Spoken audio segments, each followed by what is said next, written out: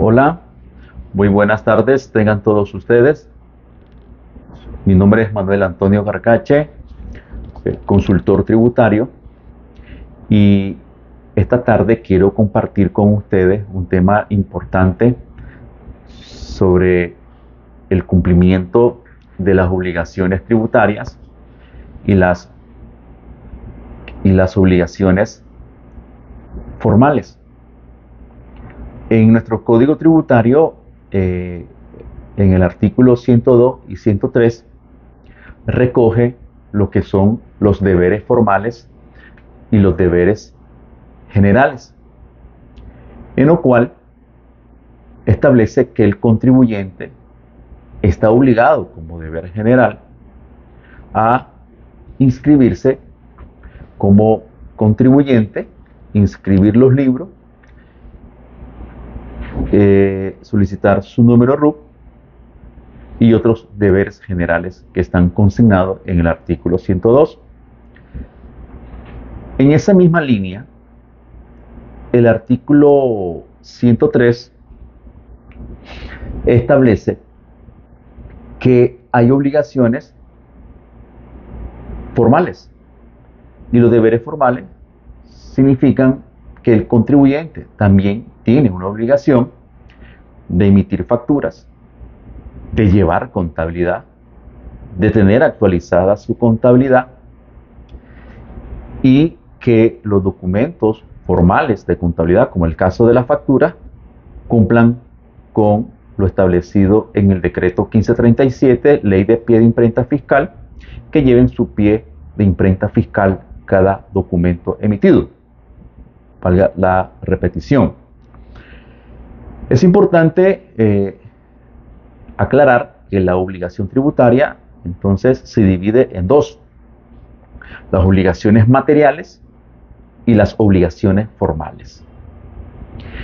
Igualmente, el Código Tributario, en el artículo 29, también establece el supuesto de la obligación tributaria, y el legislador expresa que la obligación tributaria nace desde el momento en que se produce el hecho generador, y este hecho generador puede configurarse para efectos del impuesto al valor agregado, como del impuesto sobre la renta y el impuesto selectivo al consumo.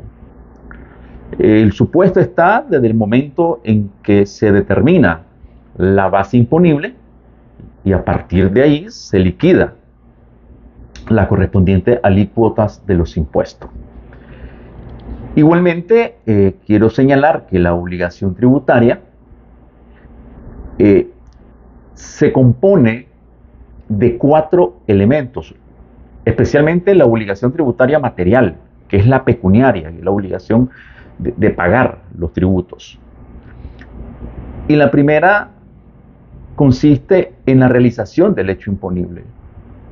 O sea, desde el momento en que se da el hecho imponible, nace la obligación tributaria.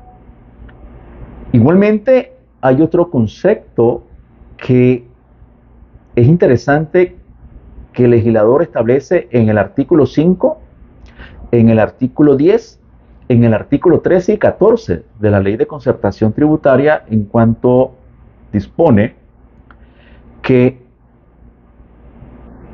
el impuesto cumple con el principio del devengo. O sea, la renta se considera configurada desde el momento en que se da el devengo y lo percibido.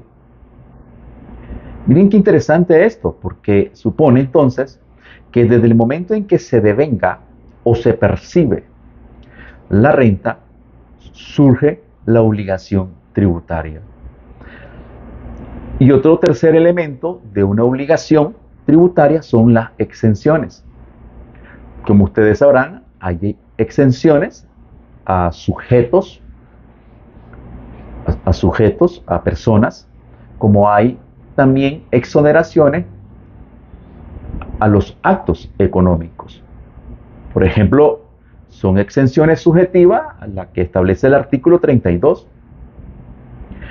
y tiene una lista taxativa y enunciativa de sujetos exentos del pago del impuesto sobre la renta, sin perjuicio de su deber formal de la declaración. Igualmente, tenemos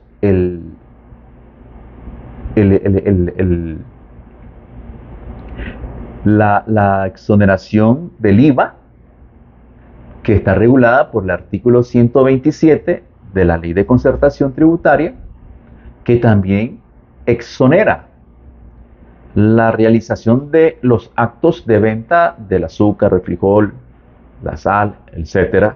Entonces, esos actos están exonerados del traslado del impuesto al valor agregado.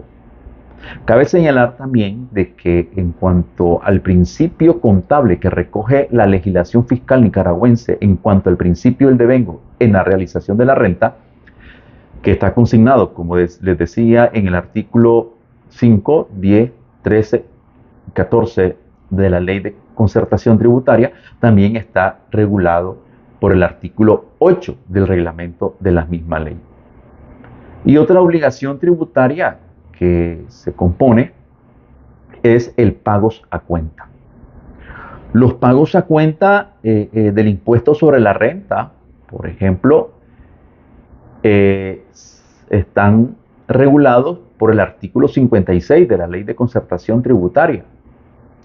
Y esto significa que los anticipos del IR, los anticipos en concepto del pago mínimo definitivo, como las retenciones en la fuente al momento de la compra de bienes y servicios o de venta de bienes y servicios, son pagos a cuenta del impuesto sobre la renta.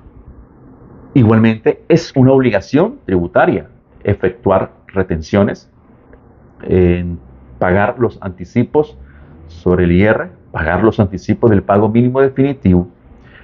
Entonces, podemos decir que la obligación tributaria material, que es la pecuniaria, que está compuesta de esos cuatro elementos, que es el hecho imponible, regulado por el artículo 29 del Código Tributario, el devengo, que está regulado por el artículo 5, 10, 13, 14 de la Ley de Concertación Tributaria y el artículo 8 de su reglamento, las exenciones, que están reguladas en el artículo 32 de la Ley de Concertación Tributaria y el artículo 127, y los pagos a cuentas, que están regulados por el artículo 56 de la Ley de Concertación Tributaria y el artículo 43, 44 y 45 de su reglamento.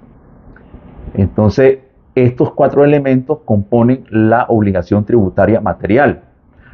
La obligación tributaria formal, como explicaba, que es la obligación de hacer, es decir, es una obligación tributaria de hacer, trasladar el IVA. Ese acto administrativo, ese acto formal, se llama una obligación tributaria formal. El hecho de efectuar la retención, el hecho de emitir facturas, de emitir las constancias de retenciones, de llevar al día la contabilidad, es un deber formal. Tener actualizado el número RUT, tener actualizado la constancia de recaudadores de impuestos, son deberes formales. También es importante traer a acotación de que nuestro tribunal tributario, en la resolución 77 del año 2007, si temor a equivocarme, establece que el incumplimiento de un deber formal no conlleva a una sanción por multa, porque para que se configure la infracción tributaria por el incumplimiento de un deber formal, este debe estar acompañado de dos situaciones. Uno, la violación de ley y reglamentos o normas tributarias, y que producto de esa violación de ley y de normas tributarias haya habido un perjuicio pecuniario al Estado, es decir, dejó de recibir las retenciones o el IVA en la fecha o en los tiempos y plazos que determina la ley. Entonces, cuando el responsable recaudador o el contribuyente no cumple con su obligación, entonces le ha causado un perjuicio económico al Estado. Entonces, ahí sí cabe la sanción por multa, que si él paga después de la fecha de la que está obligado a enterar la retención, a enterar el IVA o a pagar los anticipos, entonces le ha causado un perjuicio económico al Estado nicaragüense y recae entonces la infracción tributaria, se perfecciona. Pero, por ejemplo, cuando un contribuyente o responsable recaudador va a declarar en cero y declara después de la fecha de vencimiento de los plazos, en este caso no cabe la multa, porque no está declarando ningún hecho imponible, ninguna base imponible. Por lo tanto, si bien es cierto, violó la ley, no cumplió con los procedimientos tributarios, pero no le causó ningún perjuicio pecuniario.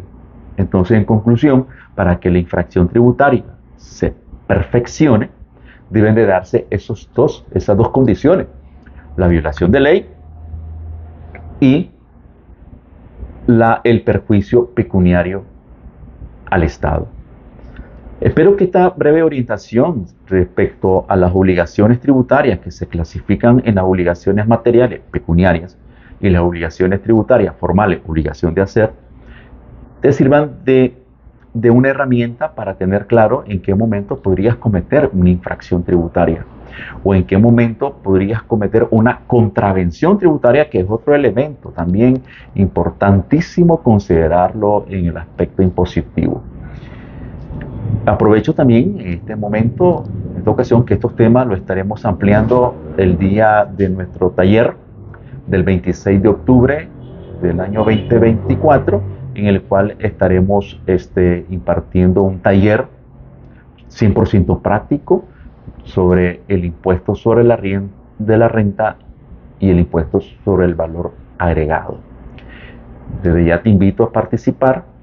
Vamos a entregarle a cada participante un libro que se llama Práctica Contable y Tributaria y que va a servir a la vez de herramienta de consulta para los diferentes casos que vamos a resolver.